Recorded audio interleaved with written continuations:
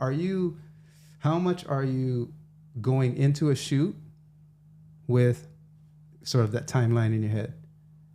Never. Straight. I don't show up. No. Here I am. Does it? I'll kind of have like an idea. I'll kind of have like an idea of like what before I start planning so much, like, and I know preparation is everything, but it's just what the kind of character I am. See, it's like at the beginning, it just was, it was shooting how you learn. You learn the skill, and then you start trying to shoot with what how you've learned. What someone taught you. But it always kept me in that box, and I never really felt free. And my stuff became better the more I stopped holding so much weight on the technical part. I start thinking, okay, if I get this better camera, I can do it. You got these lenses, all these different things, and then really it just doesn't matter. It's just you. Yeah. You push and record, and what you can see and what you can feel, and when I, like, what do you look at when you edit? Like, when you edit, where do you start at? If it's I look at it like a recipe. And right? I ask that question because I don't want to be babbling, so I'm just kind of looking for some guidance where we need to go. Like, I was into it. I thought you should just keep going because I'm really, really curious about other people's process. And right now you're like in the middle. When I first started, and then like when I started getting like my vibe, then the shooters too was really technical and way more savvy than. Then I started getting like it. You'll get the talks or the insults of people over your work, or some people used to say, I heard someone say that I shot like a 5-year-old, like, oh, he shoots like a 5-year-old holding a camera, like, and then at the same time, I was like, oh, wow, man, that's pretty harsh, and of course your beginning works isn't always going to, it's going to be crap. Mm-hmm. But the more I've embraced that, it became like my style. Yeah, there's a lot of shooters out here. But no one shoots like I do, and not in a bad way or less. It's just I just have my own signature way, and I don't have to depend on, or the gimbals or things like that. I do everything handheld, and it allows me to do things that technology can't. A gimbal can't move. Like a gimbal can give you smooth shots, but how low to the ground can you come? How hot, and can you come like that? You gotta, I don't have to calibrate anything. Yeah. I don't have to calibrate myself. I just move a camera, and then I have to, practice on, how I taught myself how to pull better focus in action, not pull focus while I'm, on, a tripod or anything, or not to down those things. It's just the way I like to work. And when I see things, I don't want to have to wait. Because that moment's gone already. See, those kind of things, it's like, that's what I hear many people like. That's what they like about my stuff too, is like, I'm capturing things that it's not coming at them head on. Like sometimes my shot might be coming from this way. Something might be, and it's just some way you wouldn't even be thinking your mind might be even going.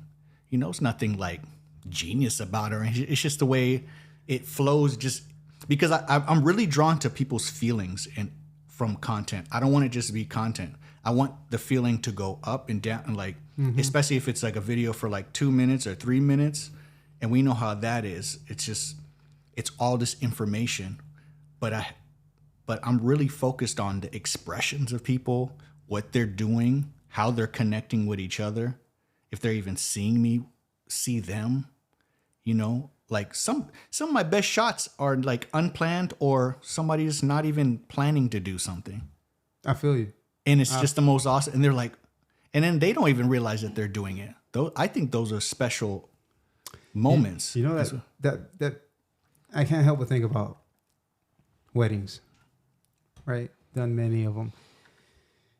And there are very strategic times that you don't want to be like notice. You want to be candid. You want to let the events and people sort of unfold in front of you uninterrupted. You turn the direction dial to 0, there's moments like that, right? And there's ways to sort of mitigate your sort of presence from like the angles you take, like you said, or the gear you use. Like, am I holding this Canon C100 with a 7200 and big monopod, like, or tripod or whatever the case be, right? Gimbal is real obvious, like, oh, he's shooting me, right?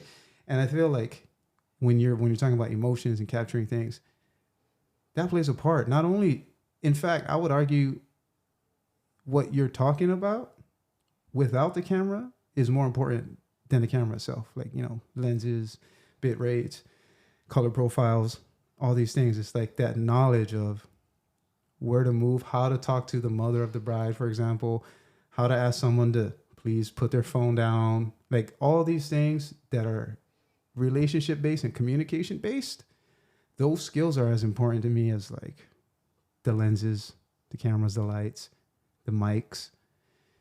Because at the end of the day, that's actually harder to get if you're trying to evoke an emotion out of somebody. I like that that natural space. I mean, I don't know if we're talking about the same thing, but it's just the natural space and natural things that we do, like as far as the movement of people and just their behavior, like, because it really, most of the time, like, how, like I said, we start off with the cameras and we need the lens, but after a while you learn, like, nobody has a clue what you shot with. Nobody even cares what kind of camera you have. Like, everyone says, dude, that's a cool camera. How much it cost? Exactly. No one asks for the specs of it. No one asks if it's 4K, 1080, 6K. No one even. The only people who do are other people who shoot. Other people who shoot. Exactly.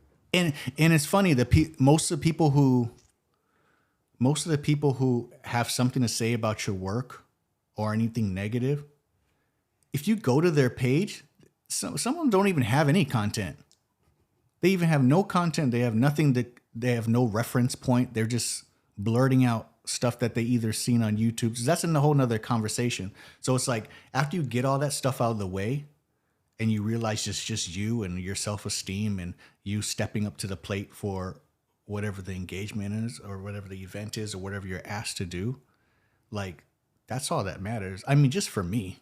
I mean, I can't speak for anybody else except me. Just, yeah, none of that stuff matters after a while. Like, you just want something decent, something that does, and you build your simple workflow. And I really like minimal. See, I'm trying to think of the exact. Because being minimal allows me to turn around things faster too. So, okay, yeah, just straight business sense, right? Turn around. Yeah, just turn around quicker. Because I can get to the next project. Dude, I get bored really fast.